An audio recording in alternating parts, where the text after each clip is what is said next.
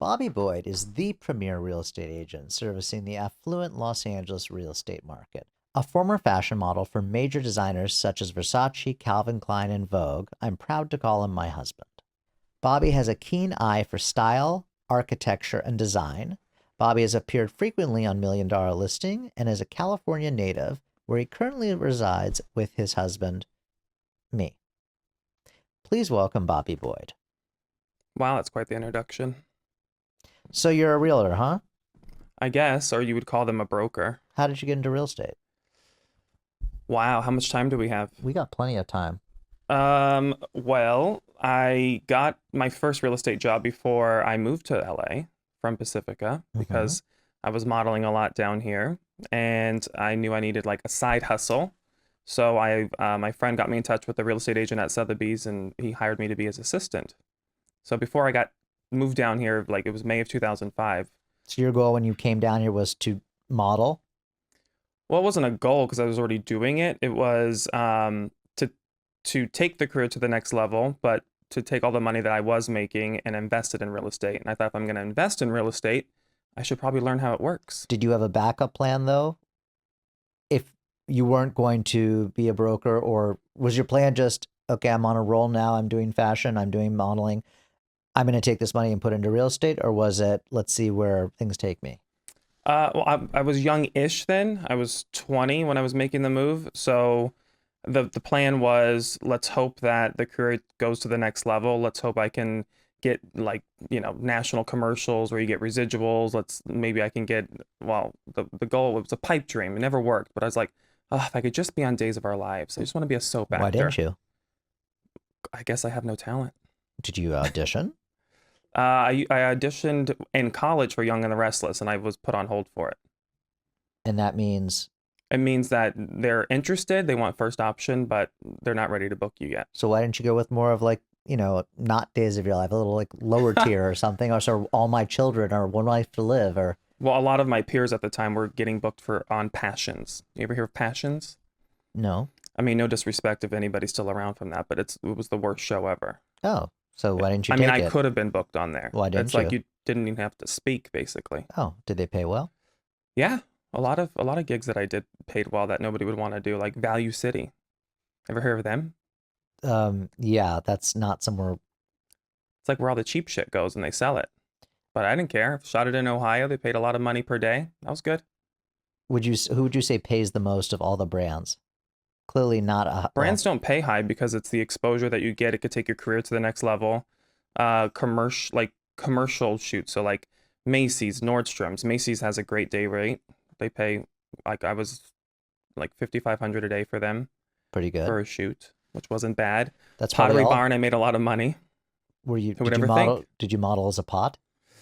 I wish. No, it was a lifestyle shoot that we went out somewhere up in like the outskirts of Northern California. And so what were you doing? Like you were holding? It was a Christmas shoot. So I remember it was really hot. We were you dressed in Christmas clothes, but it was all about their decor that they had for the holidays. Nice.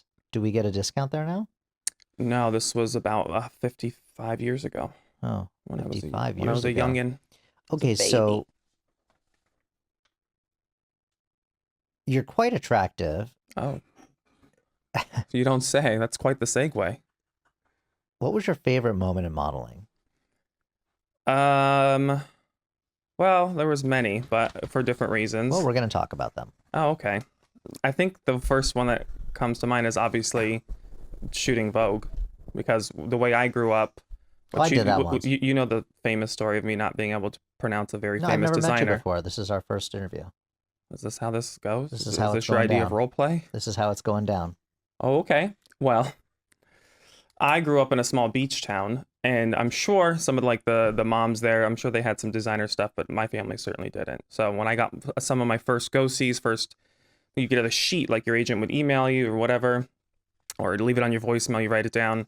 So I just write stuff down. Okay, this is where I'm going all day for like my go-sees. And then I got lost in Union Square and I couldn't find the store I was going to. And it was Louis Vuitton. But I kept asking strangers on the street, have you heard of Louis Vuitton before? I can't find the store. Louis Vuitton? It's supposed to be in Union Square. I'm in Union Square. Granted, how old were you? 16. I was gonna say if you were Pretty bad. 12, but yeah, 16 is pretty bad. But I also didn't grow up in Beverly Hills. 16 is pretty bad. Anyway, The so shade of it all. you go there and then you are dressed already. They're going to dress you when you get there, or are you coming in your clothes and ready to go? This was I forget what they call them, trunk shows, I think. So yes, this one was actually a booking. Oh, it was a trunk show. Yeah, so they had like you get dressed and you stand on platforms and Champagne and people take pictures of you. so this was for their men's collection. Well, I guess. obviously. But I mean, usually they don't have trunk collection. They don't usually have trunk shows for men. That's interesting. So maybe it was leather goods and that kind of stuff. Really do not remember. I just remember couldn't pronounce it, couldn't find it. I found it, and then I remember being like back. You would call it backstage, but there wasn't really a stage there. How'd you And get that was into? the first time I tried sushi. How'd you get? Oh, how was that? It was great. What do you remember? What you had? It was a California roll, Oh, and I was like, why have I been afraid of sushi for so long? And now, obviously, you know that's can't really even call it sushi. I have no problem going to a Japanese restaurant and saying I would like a California roll. I honestly prefer it. That's the least of your worries. I have been to Japan. I don't like the sushi there. I don't like the food. I would rather have my California roll here. I'd rather go to Koi. So you're not an SS. I am certainly not an SS. Okay, that's good. Do you know what an SS is? It's a sushi snob. No, an SS is doesn't matter. Anyway, the SS was the main captain during the war. Was a Nazi. Anyway, No, I don't make jokes like that. That's not a joke. That's what an SS officer is. Okay, so you have your sushi, your first taste of Louis Vuitton. How did you get there, by the way? Clearly, you didn't walk. I mean, how did you get there? You didn't drive. Did your dad take you? Well, no, if I was 16, I probably drove. I got my license right away. Oh, that's Before nice. that, when I was going into the city, a brother or maybe a neighbor would drop me off at the BART. I'd take BART into the city, and then I would just walk At the home. bar? BART. It's a public transportation. It's a I train. was gonna say. And then I kind would of just aggressive, walk isn't around the it? city for all of the castings. Okay. Now, well, I took this. I did take the I did a subway full day of once. public I transportation took the once in subway. I LA. was actually quite good at it. Um, going back, digging a little deeper. Well, hold on. Okay, so this kind of integrates into my next question. So you're in San Francisco in the city, very gay city, obviously. Now you're modeling. It's known for other things. I'm but going for. Were you like, okay, I'm getting into this modeling thing. There's lots of attractive dudes. Maybe well, per my new way of living life, I'm going to censor the way that I speak in front of my husband. The minute he leaves the room, I will say something funny. That's very inappropriate. But I will say, did you find yourself attracted to men at that age? I did not. No. I mean, there was men that I knew were attractive, but I wanted to like emulate them. So I wanted to, I don't know, sometimes I'd like, oh, I like their hair. I want to style my hair like that or dress like them or things like that. But I had a girlfriend. Well, were you like, let's go to a titty bar? Like, were you like With into my girls? girlfriend? No, meaning like at the time, were you like, I really like girls, or were you just like, I mean, I was a very mature young kid at the time. So, I mean, I had many girlfriends before that, but when I was 16, she was like my first real love. And, what comes along with that is intimacy. So I certainly wasn't looking for anything else. okay? So, He doesn't like the PG-13 answers. no, I was thinking there'd be some really hot I mean, story. if you're having sex with a woman every day, are you going to think that you're gay? I mean, a lot of dudes do. Then you're not gay. No, I mean, a lot of guys are closeted and do that. There's bisexuality, but that's a different podcast for you, I'm sure. It's not black and white, There's fluidity these days. Fluidity. I was like a pioneer. Yeah, you were a pioneer. So you don't have some crazy coming out story or crazy, I just realized that I'm gay and just nothing. A crazy coming? I Like, don't what do know, you just mean? something interesting. It just, oh yeah, it just came one day. I realized I was gay and that was it. It was gay. I mean, yeah, there was a process. It wasn't. First, it started attraction, which was probably like when I was like 19-ish. And then I never acted on it. I didn't know what it was, but I was like, started finding guys attractive. But I had a girlfriend. I mean, we would travel the world together. We always had like we always had a healthy sex life. So I was like, all right, maybe I'm a weirdo. It wasn't like a lot of, I don't want to say there were like a lot of tools or a lot of things, but there wasn't a lot of talk when I was that age about being bisexual or even like I didn't have any gay people in my family, so I didn't know what that was like. Well, tell me about that. Well, you had no What gay, I had no gay people. none? I mean, nobody that was out. Okay. So then coming out to them was challenge, was I made it a challenge in my head for many years, but I didn't come out until to my parents until I was 26. that's interesting. Why so late? Because I wanted to be. The first thing was I wanted to be in love before I came out because of making everything up in my head about. I was always like the good child. I was the one that took care of the family financially, and I always got great, good grades. And I went to college. I was the first one in like our immediate family that went to college. I put myself through college, and I didn't have like help in that regard. And so like people were, family members were like, Bobby's so great, Bobby's this, Bobby's that. I'm like, oh, well, as soon as they find out I'm gay, that's gonna be the excuse. Like, oh, he's all these great things, but he's gay. That was all in my head. That's funny because I didn't come out on television as gay for years because I didn't want to be known as the gay one on the show. Although I was out of the closet since I was 17. Oh, good. It's very similar. That's really interesting. And then, of course, you came out and, well, who'd you come out to first? I think technically my cousin Sophia, but that was just on accident. Well, no, I meant before your family. Oh, Well, hold on. the Okay, first tell me person I that. That told I sounds. was gay. Well, tell me about Sophia. Well, how did you accidentally come out to It wasn't someone? like it wasn't planned. It was I remember where I was, and I think, I mean, I can't even remember. I think she was the first person. MySpace was around then, I think, because my family used to always ask me why can't you why is nobody accepting or why are you not accepting our friend request or Oh, and I would always go boo, negative, and so I would make up things like, oh, my agents like handle like all of my social media, that's clever. so I'll tell them, but like they do all that stuff, I'm not really on it because I mean I was out in Los Angeles and obviously posting pictures with like my boyfriends at the time or Doesn't that seem whatever. so easy to like even okay, great. They're not your Instagram or your Facebook at the time or MySpace is private. It just seems so easy for someone to find out you're just some a family member happens to be in LA walking down the street, sees something, somebody calls. I mean, it just doesn't seem like you could hide that for that long. I mean, it wasn't like they were like, Ace Ventura Pet Detective. Like No, but it's also like they weren't living in they China weren't and we like, were let's all get here, together like and see what's live up in with the same Bobby. state. I mean, you'd think that they would be able to. Okay, well, were you prepared that were you just like, I'm gonna just what would have happened if they would have found out before you were prepared to tell them? Were you did you ever think that was a possibility? Yeah. But the thing was, I wasn't petrified of anybody ever finding out. That I just would have had to like face the music, as they say, if they would have, disowned me or, have all these like negative ideas about me. But I was, financially independent, so I wasn't like I was dependent on my family for anything. I just But you didn't wanted think their your approval like every parents other normal person. but I don't think knowing your parents and you even knowing did you ever really think that your parents would have been not cool with it? Maybe other family members, but certainly not your Mm, parents. it wasn't, I didn't think that I would be disowned by them, but I didn't want them to have any like negative like thoughts about me. Like what I said, like, oh, Bobby's so great to us, Bobby takes care of us, yada yada yada, and then, oh, but now we have a gay son. Also, I come from a very blue collar military family. Yeah, but So not it's like not super like hardcore like what's more hardcore than going to war.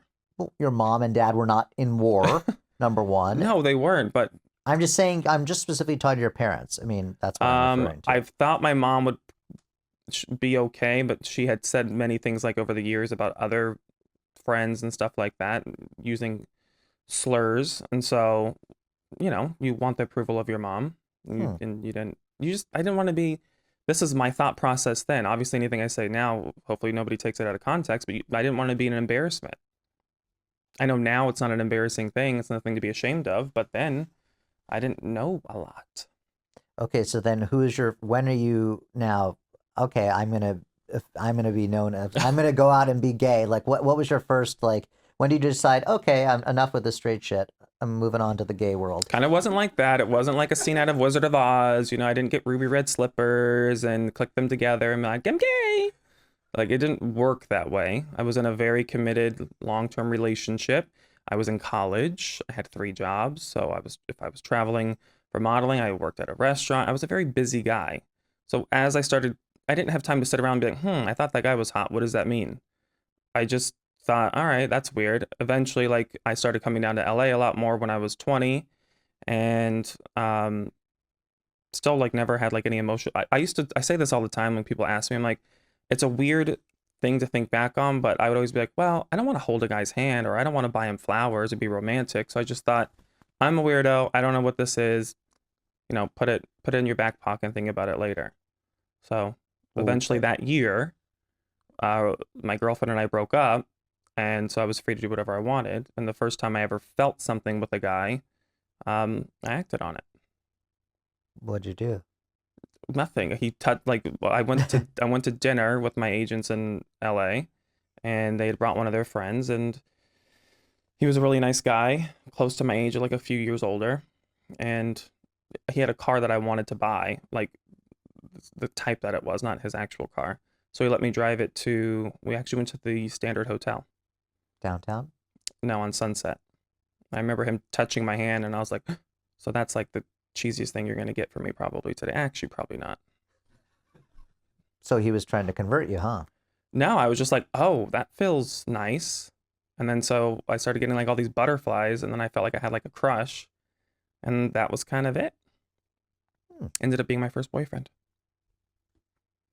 Was he a good boyfriend? On the surface, sure. And not on the surface? No. Why? Was he a cheating fuck?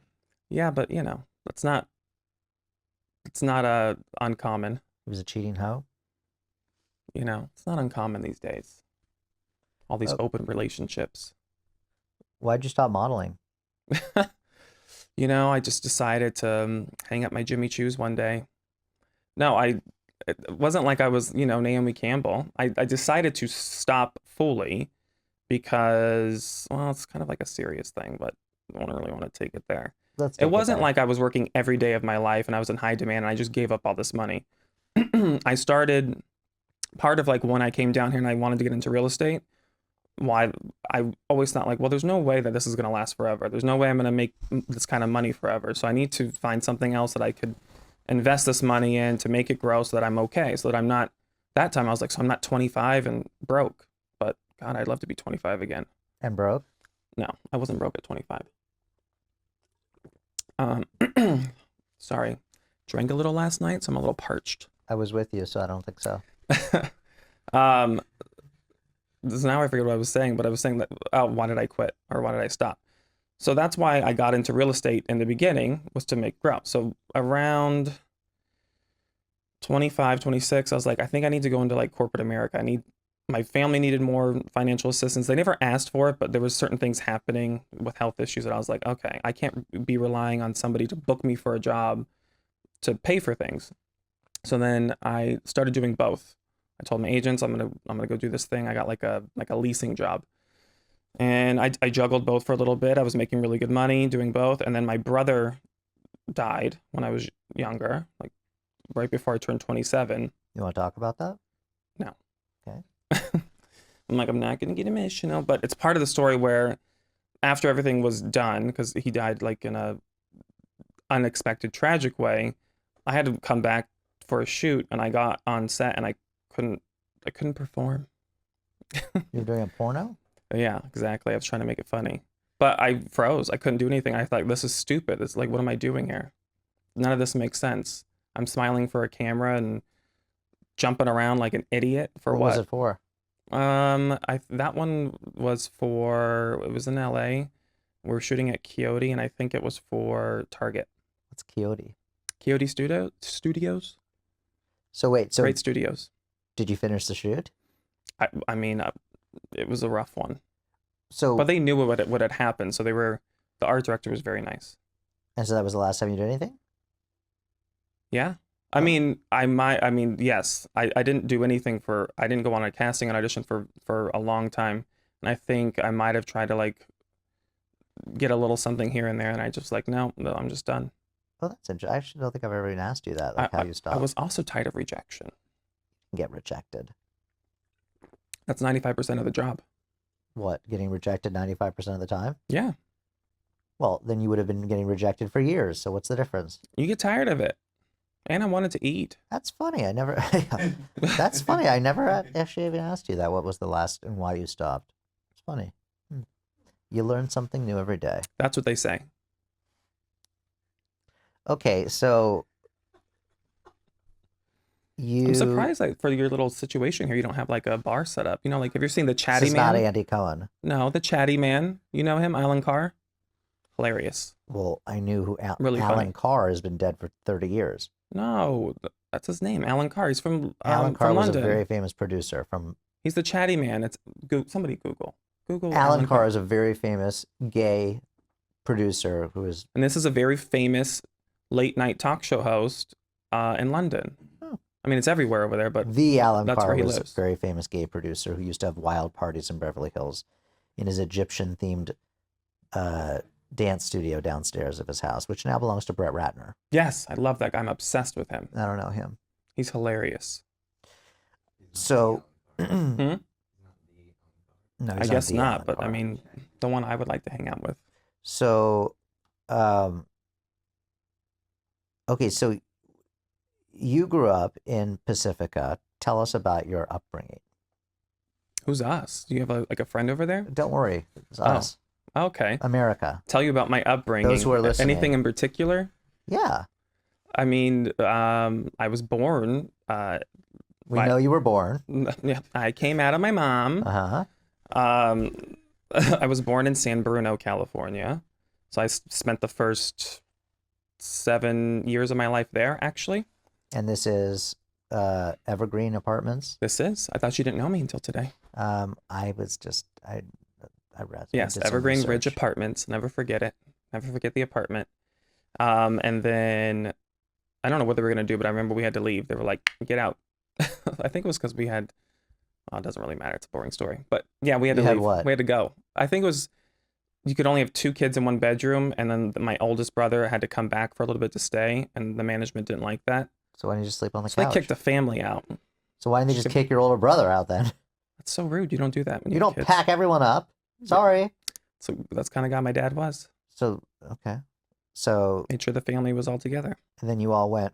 So then we started looking for apartments, and I remember like looking at all these places. I remember vividly like, nope, that's too expensive. This is too expensive. Blah blah blah. So either ways, we go over and find this townhouse, and I remember like walking outside, and it was the first time there was like a backyard that we would have. Like my grandparents had all that stuff, and there was like a little garden.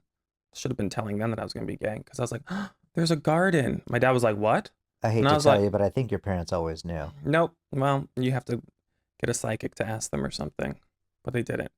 So, and my dad was like, no, it's too expensive. We can't afford it. But I was like, Dad, look, we could plant trees and stuff. So that's what he did. He was like, all right, we'll make it work. And Did you plant any trees? yeah, we did all kinds of stuff. My grandma had like a green thumb, so she would always have like these rose bushes and things like that. So she helped me like do the garden. I know. Did you wear a sun hat? No, I wore a sundress. Yeah. So And- yeah, and I stayed there until I moved to LA. And I don't know if you recall, but I've seen that place. I actually scared the guy who lived there. We were there one day. Yeah, you were and creeping in his window. I was creeping in his window, and he was not having it. But I did see your I wouldn't either. little Adobe there. I saw it. Yeah, that's where I I That's even where I tried grew to up. get us into the apartment building. I called up the management, but they wouldn't allow it. I offered to pay them. They said no. It's the same people that evicted a family. What do you think? Well, she was actually very nice, this woman. She even said Merry Christmas on the phone. I said, fuck yourself. She wouldn't let me in. Oh, I don't know. I don't Well, think it's like I'd like to show my husband his childhood place. It's Christmas. We'll pay to see the place. they have to go by certain rules. I was gonna do when I was up there taking care of my aunt. I was gonna write a note to the family and slip it under the door, and then I was just like, Well, we should whatever. have just knocked when we went there. I don't know about that. So you're in LA, you're modeling, you're building houses, you're doing construction. Sounds like a whole different person. Well, no, I mean, you said you were doing work. I moved here a couple weeks before my 21st birthday, and yes, I was modeling. I just started my assistant job, so I was doing both. And then I didn't get into flipping houses until I was 23. Tell me about it. It was easy. Stated income days. I had a lot of cash. The guy that I worked for when I was his assistant, he was flipping houses when I was his assistant. So I saw a lot. I met the crew. I saw what he was doing. And it was like, it was back then, it was so easy. It was just, you could buy these houses for 600, I don't know where you were shopping. 800 grand. And, well, please. How much money did you have at 23, young man? At 23, I didn't own a house. See, I did. Either way, it was easy. What I'm saying is you could pick these houses up for that. You could put 250 in and you could flip them for $1 million. So it was easy money. We were doing like 4 a year. Who's we? Well, Cliff and I had done a couple, and then I had a client. She was a great little actress, a cute actress. We did one together. What was her name? Marissa. What did she act in? She was in all of the like the teen movies that you call them. Freddie Got Fingered. Oh. We actually reconnected like through social media like a year ago. She has like 5 kids now and lives in Minnesota. Oh my. But she was probably like my best client to date. Because she bought. I don't know, she just taught me a lot. It was fun. She was at the top of her game at the time and gave this young kid like a shot. And I loved her mom. Her mom was very sweet. So did you learn a lot about building houses? Yeah, you learn what to do. Like, I didn't realize that you should do kitchens and bathrooms first then. I always thought like the exterior meant more. Oh, so you weren't flipping the whole thing. You were buying it. Depends. Then Some was like we would call a fluff. a zhuzh. A zhuzh. And some, like the one I did with Marissa was more, it was like a full on thing. And that was that was the last one we did, or I did. Because I was part of. It just she didn't make a lot of money on it. I actually was living in London when she sold it. We just couldn't get it sold. But we did made you an lose amazing money house. on it? No. Broke even? It was a lot of her capital in that one. Oh, sweat equity. Yep. That's the best way to do it. That wasn't all of them. Like Lodi was my money and stuff like that. Do you think I know how to build houses? Wow. On the next episode of Divorce Court, I think you know how to sell them. That's a talent. Yeah, it is. Build them, not so much. Not so much. That's rude. You know, when you build any house, whether it's a small, well, I don't want to say that, it could be rude, but building, let's call it a 1,200 square foot house, there's still plenty that goes involved to that. But if you're going to build something that's 5,000 square feet, most people don't open up a wall before they have hired like an architect and a contractor. Who would do that? Have no idea. Have no idea who would do that. And kind of, it was like pay as you go. It's just, you don't do it. But you have to say it is kind of cute that No. Okay. No, puppies are cute. Puppies are cute. You didn't think it was cute that I thought we were just going to change some kitchen counters and we tore the house down? No, I don't. I mean, it's a cute story like 30 years later. Well, I guess we have 28 more to go. Oh, so you're not going to divorce me? Oh, that's it's morbid. Oh, well, that morbid. Morbid has to do with death. Well, it's not great. It's not entertaining. Nobody should bring up the D word. What's the D word? Dick. What about it? That's a fun word to say. Dick? Dick or donuts. But not divorce. It's just so stupid. Yeah. Take both. So, yeah, I kind of fucked up on that house, but... Wow. Kind I've of? never heard that before. But kind of? Well, I mean, you know what they always say? There's like, you learn there's always something good that comes out of it. Uh-huh. This one, I can't think of anything. Me either. You know, if we would have been in maybe last year, maybe, but you know, it is going to be March of 2020. The good thing, though, is they started papering the house. That means stucco goes on. They've started putting the drywall. Today, they're doing the second floor of the drywall. And they did start drywall 2 weeks ago. So what's the holdup? It doesn't take 2 weeks to drywall a 4,000 No, it square takes foot longer house. than that. It takes about 3 weeks because you have to do all the laughing. No, for about a week, there was... Oh, it doesn't matter. I It's know. delays over Ooh, there. it's a slippery slope, my Although I friends. will say I was very clever. Last week, we had these stupid little arches that I made in the living room, and I was like, what are we gonna do with these? So I made them into Do tell. bookshelves. So I had the framer come in, I just took it down, and I made the most beautiful bookshelves Where? in the living room. Hmm. So now we have bookshelves. It's good to know. We don't have books though. She doesn't read. So great. Well, you know, in The More Great shit we don't Gatsby, need. The Great Gatsby, they had a library filled with books that he never read.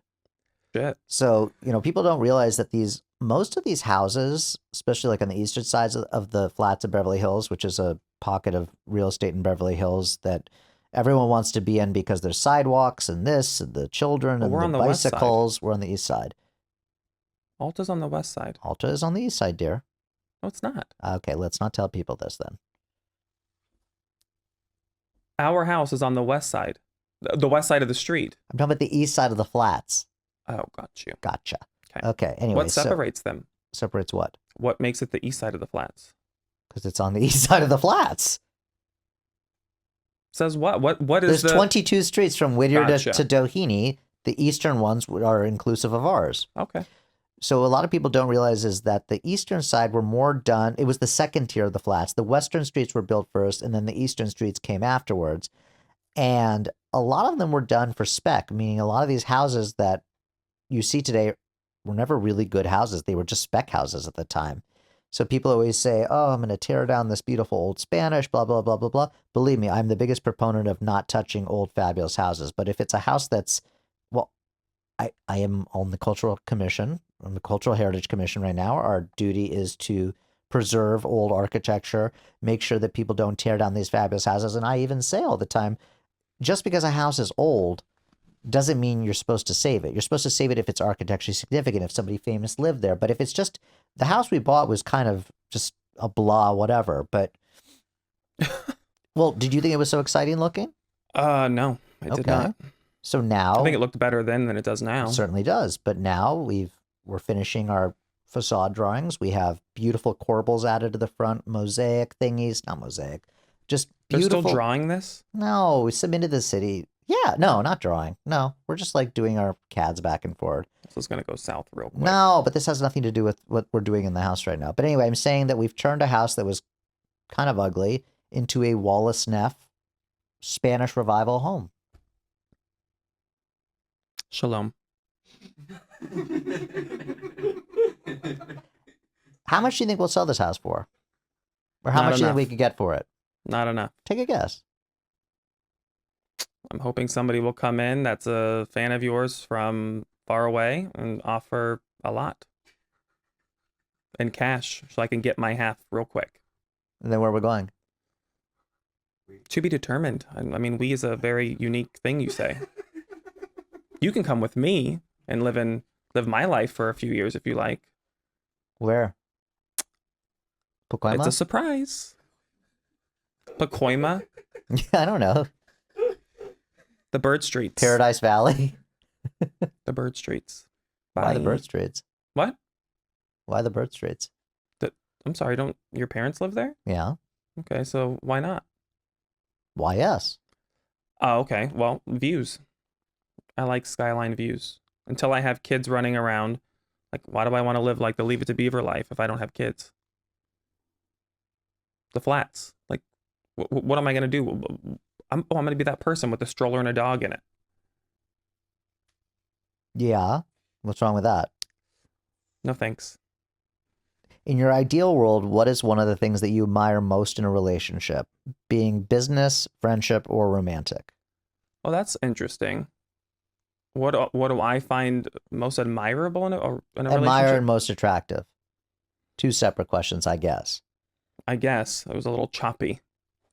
Well, I used to always say when I was single that I would probably end up marrying like one of my best friends, which could be anybody, any one of your friends. It wasn't like I had one in mind. Wait, like I think- they be your friend first? Yeah.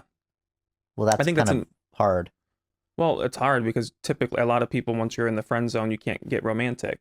I would think that friendship would be like the best part of the relationship because like when I was younger and you have all those jealousies or you'd start falling in love or, you know, lust, whatever it was. And then you would hear like the first time you would hear the story of like one of their exes or you would hear that they used to be a hoe. And then like my stomach would like drop and be like, oh, what? You used to do what? So I thought like, oh, well, I'm gonna marry like one of my best friends. You already know like all of like their secrets. So when you get together, there's no surprises and you stay together forever. Yeah, but you're usually not attracted to your friends that if they I have start as gorgeous friends. I don't know what you're talking about. Okay. I was gonna make a joke, but they'll probably listen to us, so it won't work. Doubtful. That's rude. What are you saying? But I mean, I think the key to All of a America long-lasting, successful relationship is friendship. Because, you know, once a lot of stuff wears off, you need to have some common ground there, which is a friend. Okay, and then what do you admire in? Yeah, that was the end of that question. Oh, So you started a blog. yes. Why? One, it was, quite frankly, was tired of like being in your shadow I love that. and, Talk to me and about having, that. well, no, it's not like I'm coming like out of it. I'm saying, I think a lot of people perceived that your viewpoints on everything were also like my viewpoints. Like we thought the same way, acted the same way, wanted You're to a live the Republican same too. What are way. you talking about? Not a Republican. I'm just kidding. I'm not either. So part of it was just being able to get some more of my, instead of people guessing or making up assumptions about who I am or what I thought, was getting my own ideas out there and beliefs and viewpoints on certain things. What would be viewpoints that you have that what would be viewpoints we don't share in common that people might think that we share in common due to people's perception? Well, it can be because taken out of context, but a lot of stuff that I like, whether I write about or not, that I'm passionate about, is I'm not like, I don't put material possessions in front of other things, or I'm not a materialistic person, which you might not know that if we're posting pictures on the vacations that we go on, or talking about Chateau Charest that's never going to be built. Like that probably seems like, oh, they're both materialistic people. Nice Whereas, watch, by the way. thanks.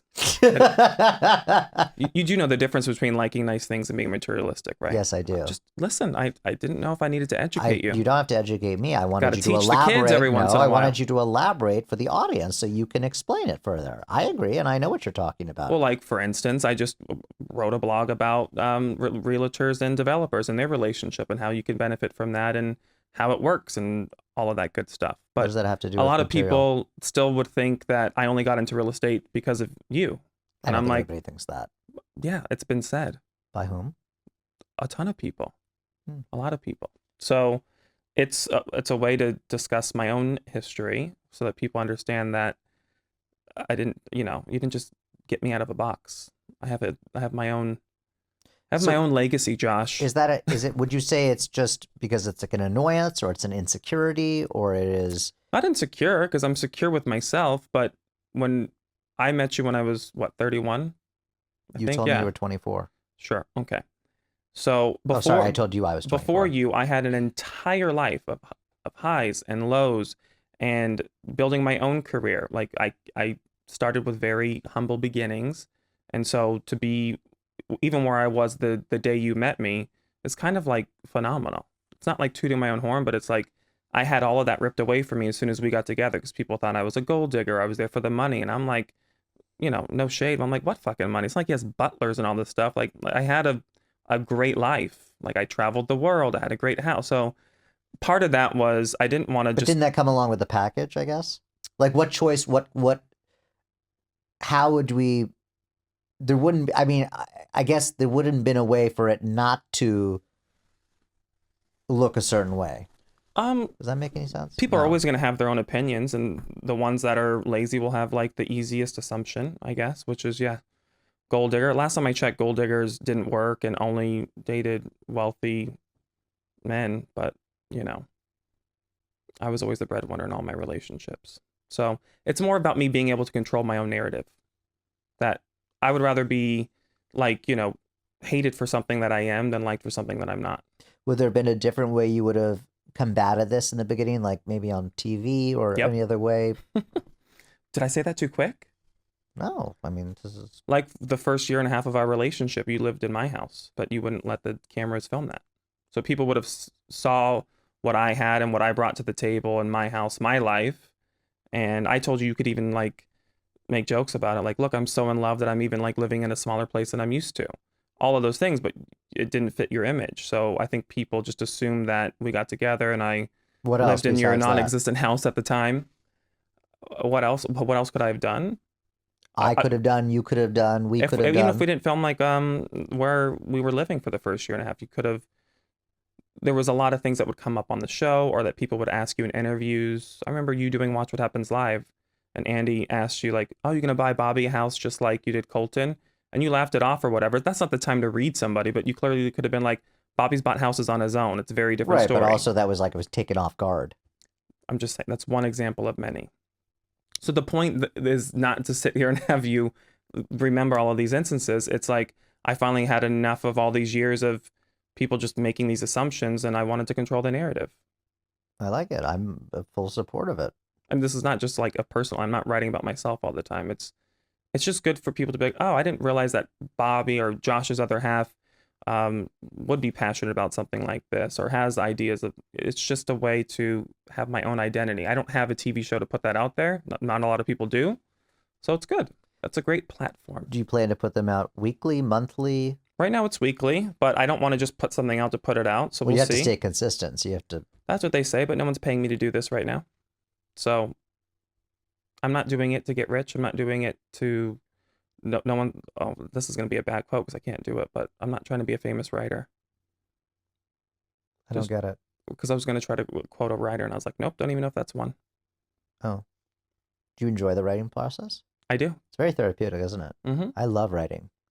It's great.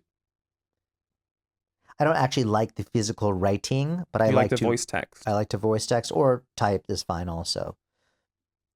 I want a margarita and some nachos. Cantina Frida. Your favorite restaurants in Los Angeles? Are you actually asking me that? Yeah. My favorite restaurants? Yeah. I would say that's a hard one. I like everything, but if traffic and reservations weren't a thing, I would say No go? Dantana's, Dantana's, that's easy. It's close to our house. the wait. Didn't you just hear what I You said? said if traffic. There's always traffic. The wait time, how busy it is in there. Dantana's, Pache, John and Vinny's. So you're not into Italian food. No, not at all. What about I'm surprised you don't like Evaldi. Great Italian food. Okay. No? I'm sure they're great. It's just, nope. You don't like to go to the beach, do you? Well, I grew up on the beach, so we're right by the beach. So it's, it's a great, do you see where we live? It would take me an hour and a half to get to the beach. Honestly, I drove there yesterday morning. Took 1 second on the freeway. 1 second. No, literally, I was like, if the freeway was empty, I got to to the Ivy. It literally took me 20 minutes. It was nothing, and that was even including going the wrong direction. I was going towards the beach, but then I realized I was going towards L.A., downtown L.A., and then I turned the car around and went that way, and it still took me about 20 minutes. Well, I think the beach is great, but I typically don't like the hassle of getting there now. So you want to buy a house in Palm Springs? What's up with that? Well, I have some money that I had before our marriage that I wanted to invest in, and What do you mean? You told me you came to ride my coattails. Sure did. Didn't we just discuss this for 20 minutes? So instead of leaving it where it is, I thought life is short. Why not try to find a beautiful property in Palm Springs that we can enjoy with our friends and our family? Do you see us going there a lot? I see myself going there a lot. Oh, Well, you don't like it, but I that's love Palm but Springs. okay. Remember last time I were there? I go, God, I really like this. I guess in the winter months, it's really nice.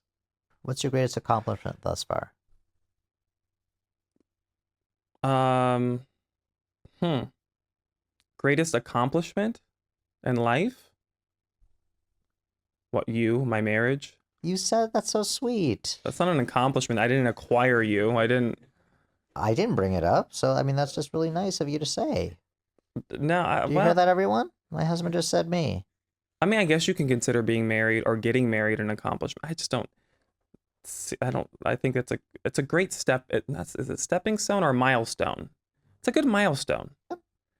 I'm sure if I was just getting older and older and nobody thought I was good enough to propose to, I'm sure that would have messed with me a little bit. But I don't consider it an accomplishment. I just think it's great to be married. It's not an accomplishment. I mean, I think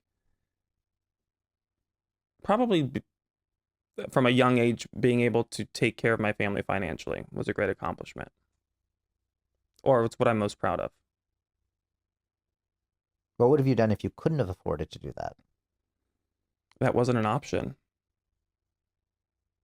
So you just make it happen.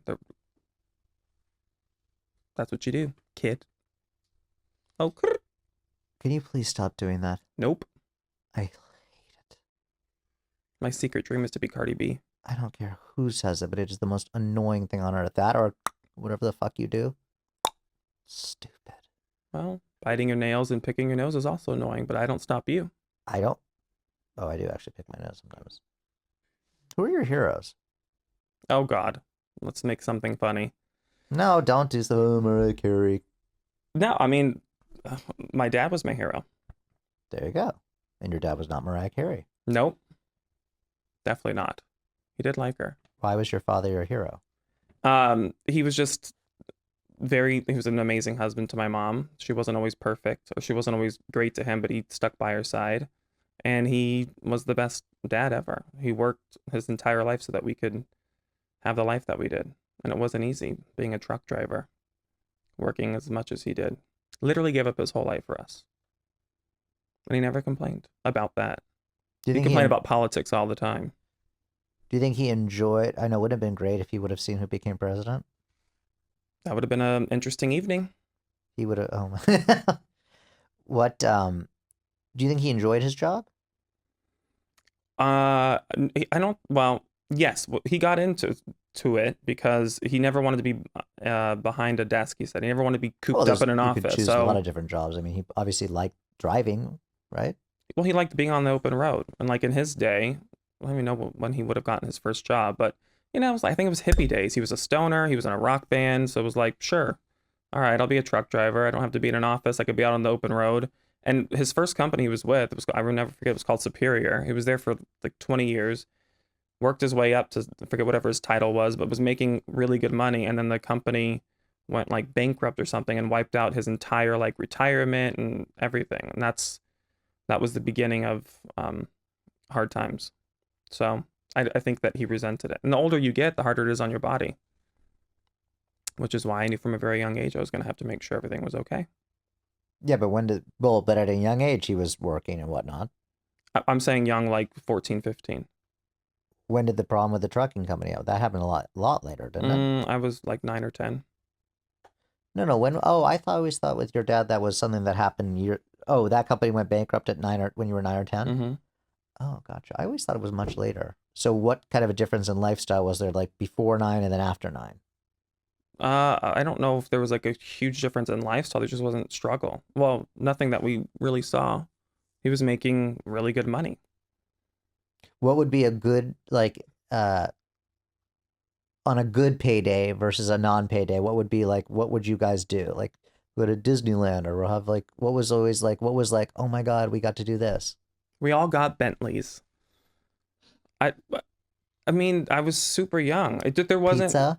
no like later on in life or as the struggles happened. I mean, something that could just be like an easy like response to that is Friday night was TGIF, which if a lot of kids remember that, watching like Full House and Family Matters. And my grandparents would always order me round table pizza, which is my favorite pizza still. But it's considered, for us, was considered expensive. So it was, if it was a good week, that's my mom would call my dad at work, Bobby wants round table, can we order? And it'd be yes or no. If it was no, we would get Pepe's Pizza, which is still around. Because you could get like a whole pizza for like 10 bucks. Was it good? I mean, I didn't complain. It was pizza. Have you had Pepe's lately? No. I don't live there anymore. We should go and have some. I do have round table every chance I can get, though. I'm quite aware. So, yeah. But, Do you wish you grew up differently? No. Interesting. I had the best parents. Okay, do you wish you grew up rich with those parents? I wish that they would have had a longer life so they could have seen a different way of life. But they might have not wanted that either also. They weren't materialistic, but they also they didn't realize what was out there for them. What's one thing you'd say to your parents if they were still alive today? I would say I miss them. I would tell them that I miss them. Which of my family members do you not like? There isn't one. Oh, They're all please. very sweet. I didn't say immediate, like my mother or my father. Well, you also have a sister. We seem Right. to leave her out. You have great nephews. Right. There isn't a person in your entire that I do not like. The family, I mean, there's cousins, this, that. Nobody? I mean, Okay, I can give for you me a not list. to like someone, you would have to really disrespect me. And they've all always been respectful and welcoming. Who's your celebrity crush? Ricky Martin. Really? I mean, it's kind of hard to pick just one, but oh, I'm really liking Shawn Mendes these days too. He's bulking up. Hmm. But Ricky Martin, it's just kind of like a great bottle of wine. Gets better with age. He is. It's phenomenal. So okay, let's just say we weren't together. Okay. Where would you want to live? Money's no object? Money's no object. If we weren't together, money was no object, I would. You can pick multiple places. Well, I'd have my shabby chic beach house in Malibu, and I would have a nice house in the hills somewhere, like Bird Streets. Just like a good view. That's all I'd want. So just California? Yeah, I mean, geographically, I mean, you can live You want a anywhere. place in New York? Wow. You want a place in It's like Greece? it's like I won the lottery all of a sudden. Sure. You just said money was no object. But I thought like where I live now Okay, in Los Angeles. okay, fine. Money is no object outside of Los Angeles. Well, okay, I have godchildren, so I'd want a house in Austin, Texas. I'd want an apartment in New York so I can go see all the Broadway shows that I want. And then I'll take a modest house here in LA. Oh. With a view. That's with the view. So 20 million. Now that's you. Who is your least favorite character on $1 Million Listing? Ouch. Tracy and I get along. I love her. James is like my boyfriend. David was your first friend that I met like from the show. So, there's history there. Josh Altman was nice to me the first time I ever met him. Shook my hand. He was a gentleman. So then, of the current cast members, who is your favorite? Besides you? Thank you. Besides me. Oh, I got to go with my history. So James. I thought you were going to say Tracy. I mean, she's up there. I love Tracy. I really, really love Tracy. We have a lot of fun. Well, I think you have a lot of fun in her house. I don't know if she is so okay with that. She loves my bathroom breaks there. Mm. She didn't call on me yesterday just to check in and see what I'm doing last night. Well, what do you want people to know about you, about your blog, about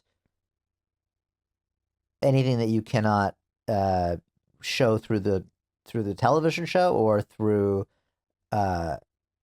any other outlet? That's like non-existent. I mean, you could show anything nowadays with social media. Okay, so what are you trying to accomplish, or what are you trying to show, or what are you trying to? I'm trying to build a brand, the Bobby Good. Boyd So let's brand. talk about that. What is the brand that you're trying to build?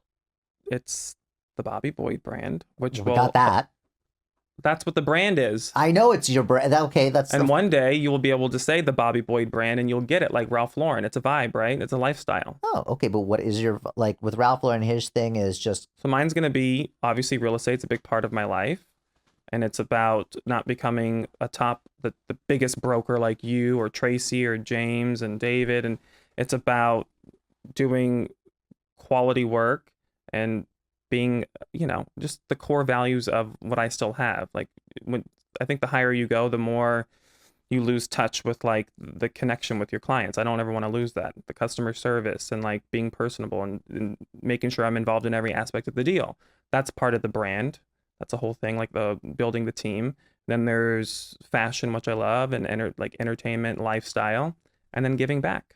For a few years, it's been Project Angel Food, but we're working on starting and or elaborating on something that already exists with, like, how do you say it? It's granting birthday wishes for kids that don't have the means to even have something as simple as like a birthday cake or birthday balloons. So it's already established, and the girl who started it, I think she was in 8th grade. Now she's in college. And they do a lot over on the East Coast. So when we talked to them about bringing it here to Los Angeles, like my vision was, I see how happy like our friends and family get when I throw these parties, how happy I get. And it brought me back to a time when, sometimes we didn't have money for like a birthday cake or balloons. And Was it ever that bad, really? yeah, An actual, just like a birthday cake? I mean, I'm sure I always had some sort of cake, but my mom, I get it from my mom. My mom like loved to throw like theme parties and stuff like that, and have like the big massive cake with like Disneyland on it and all this stuff. And then sometimes like, but then I didn't know the difference. I know the difference now. Like I never, if my mom baked me a confetti cake, I was just as happy than when she threw like the big parties. The point is, like, there's a lot of people, but especially children out there, that don't even have the opportunity to have like a cake, like even a Duncan Hines cake. And so when I was thinking about how happy it makes me still at 35, that I needed to find a way to give something simple like that back, where, just make sure that they get to feel special as a kid. So, more to come on that. Interesting. How long do you plan on doing a podcast for? This one, or No, just interviewing people. I don't know. We haven't figured it out yet. Do you channel somebody when you do this podcast? Like, or do you channel your inner Barbara Walters, Um, Wendy Williams? no, You have some definitely shady not. ass questions on No, here. more serious. No, I think I'm good at asking questions. I ask a lot of them. That's accurate. I don't take over the interview. A lot of interviewers take over the interview. They talk about themselves We mostly. did talk a lot about a house. Eh. Speaking of which, what do you think is going to be your favorite time of year to entertain there? The holidays. Holidays. So that's pretty big. So which holidays in particular? Probably when it starts October 1st. I'll do like some fall stuff that I did this year. Such as? And then Thanksgiving. And then Christmas and Hanukkah. What about summer? Pool Summer parties. Yeah, well, you asked me my favorite, not when I was going to do it. What about your least favorite? Got to be an active listener. I'm working on that these days. A least favorite, there isn't one. I mean, Easter. That's a sucky one. Nobody likes Easter. I threw an amazing Easter party last year. Everybody loved it. Yeah, but like between all of them, Easter's kind of like the loser one, right? Well, no, Sukkot. Maybe for the Jewish community, because it's not something they celebrate. So Passover is a little bit more special. We have like the whole family come over and get to do those traditions, which we did last year. Last year we did the big beautiful Passover at our house, and the next day I transformed it into an Easter egg hunt. Mm-hmm. Was it Like the a exact magician. next day? Yep. Okay, bye. Thanks for having me. Thank you for being on here. It's a very nice experience to be able to ask you all these questions, which we usually don't have the ability to do. I feel like I was being pranked. Pranked? Yeah, it's a show back in the day. Ashton Kutcher on MTV. Punked. Oh, yeah, you're right. Pranked, but it was pranks. On that note, one of my favorite interviews I've ever done, and I didn't say it was the best. Someone's wanting the brownie points. I didn't say it was the best. I didn't say that. It was a lot better than this. Just saying one of my favorites. Ditto. Well, on that note, friends, listeners, all you out there in TV land, Radioland? radio land. Okay, everyone, thanks for tuning in, and Until next time. until next time. Mm. And Shalom. that's the news. Shalom.